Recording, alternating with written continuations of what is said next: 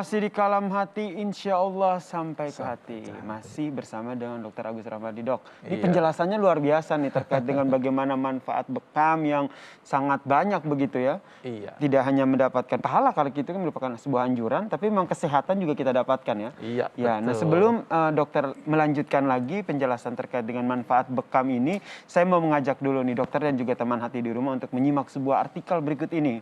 Ini terkait dengan jadi wasiat Nabi, ini waktu bekam yang baik untuk bantu cegah risiko penyakit stroke. Masya Allah.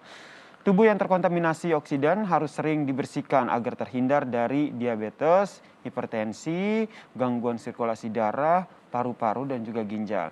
Dr. Wahyudi Widada, spesialis patobiologi, memaparkan bahwa jika bekam dijadikan sebagai aktivitas yang teratur, maka fungsi organ akan kembali optimal dan terbebas dari berbagai penyakit. Wow, luar biasa nih. Dan hal ini sesuai dengan perintah Nabi Muhammad SAW, di mana menganjurkan melakukan bekam sebulan 3 kali di tanggal 17, 19, dan 21 bulan Hijriah.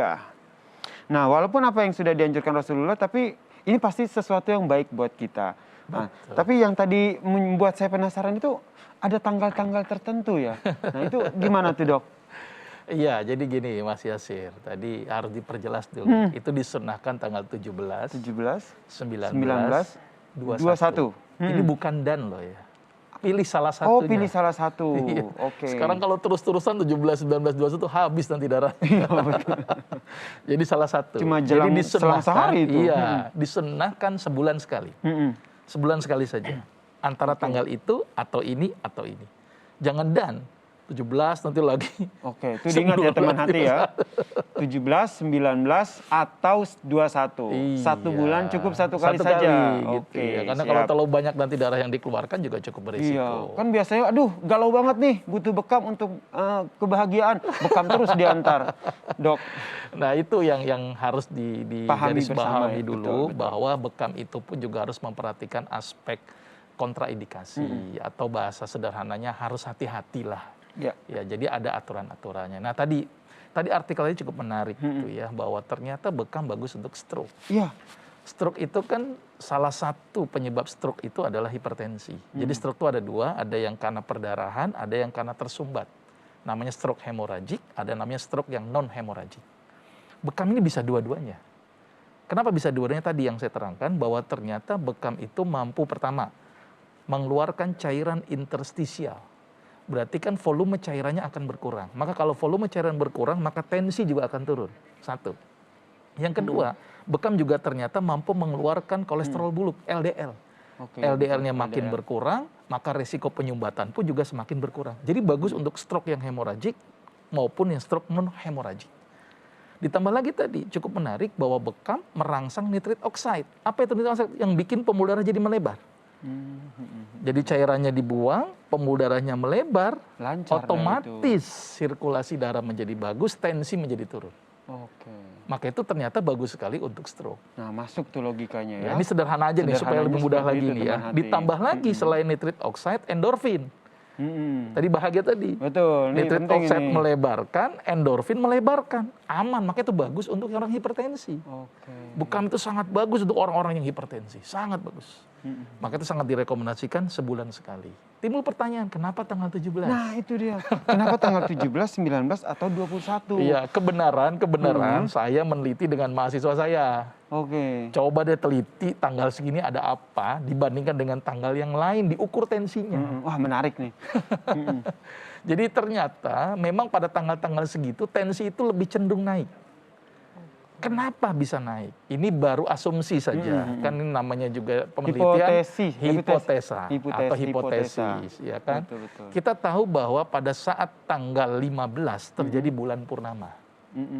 Bulan purnama, maka kita tahu laut menjadi pasang. Oke. Bener kan ya? Otomatis akan terjadi daya tarik bulan ke atas. Bener kan logiknya gitu kan? Nah, sama halnya dengan kita, kan tubuh kita terdiri atas cairan.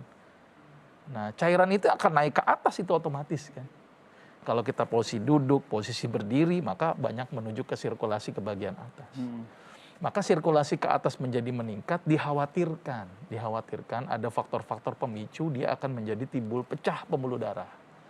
Karena kenapa? Karena dikhawatirkan tadi sirkulasi yang meningkat menuju ke otak menyebabkan aliran darah ke otak menjadi tinggi, meningkat, dikhawatirkan lagi pecah pembuluh darahnya pada saat itu.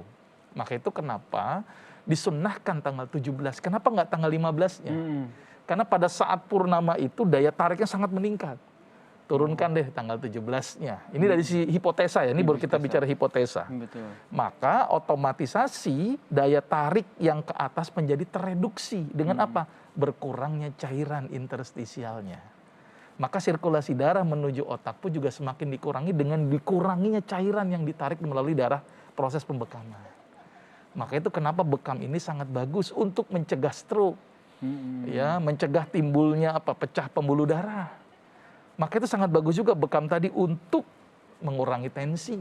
Karena pada saat seperti itu bisa mereduksi peningkatan cairan menuju ke otak. Oke, berarti tanggal-tanggal segitu ya, bukan Ya. karena tanggal-tanggal itu akhir bulan gajinya udah Iya. menipis begitu, jadi tensinya Tapi naik. di tanggal Nggak lain gitu pun ya? juga boleh. Nggak boleh Iya. ya?